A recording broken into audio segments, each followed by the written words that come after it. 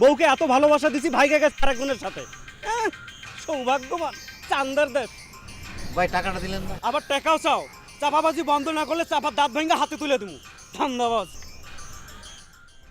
আসেন আসেন আসেন আসেন আসেন, টিয়া পাখির সাহায্যে ভাগ্য গণনা করেন, আসেন। কি নাম বললেন ভাই, কি নাম বললেন? জাহাঙ্গীর। আসো আসো আসো আসো, জাহাঙ্গীর সাহেবের ভাগ্য গণনা করো।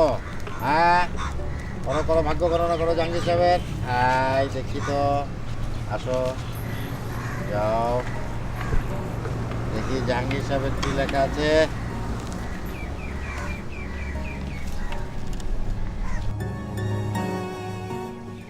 কি লেখা ভাই?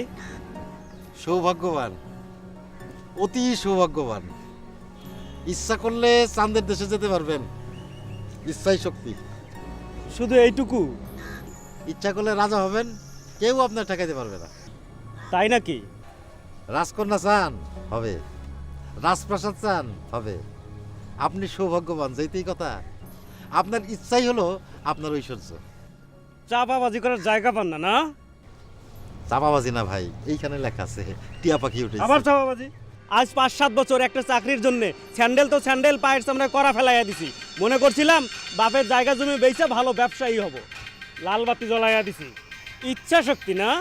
রাজা, রাজকন্যা। এই মেয়ে জানো, বউকে এত ভালোবাসা দিছি, ভাইকে গেছে আরেকজনের সাথে। সৌভাগ্যবান চান্দার দেশ। ভাই টাকাটা দিলেন না? আবার টাকাও চাও? চাপাবাজি বন্ধ না করলে চাপার দাঁত ভেঙে হাতে তুলে দেবো। ধান্দাবাজ। ধর।